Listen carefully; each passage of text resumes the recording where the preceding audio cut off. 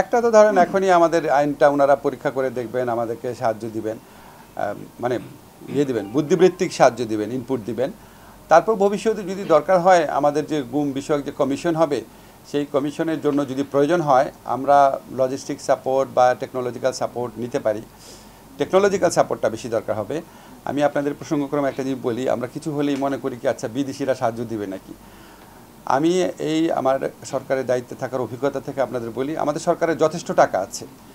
আপনার 100 কোটি 200 কোটি টাকা খরচ করা গুম বিষয়ক তদন্ত কমিশনের জন্য যথেষ্ট টাকা আছে। তা আমাদের একটা আগের সরকারগুলোর একটা প্রবণতা ছিল কিছু হলেই বিদেশিদের কাছে হাত পাতা, কোনো একটা প্রকল্প গ্রহণ করা।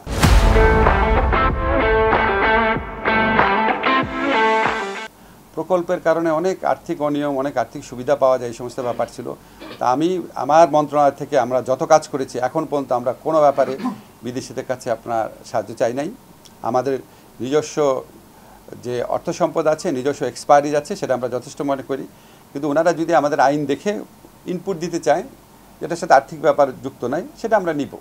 আমি বিশ্বাস করি আমরা মানে শুধুমাত্র টেকনোলজিক্যাল হেল্প হয়তো কারো কারো লাগতে পারে, কিন্তু কোনো রকম আর্থিক সহায়তা আমাদের দরকার হবে না। আমরা অত্যন্ত পাওয়ারফুল একটা গুম বিষয়ক পার্মানেন্ট কমিশন প্রস্তাবিত আইনের আন্ডারে ইনশাল্লাহ করতে পারবো।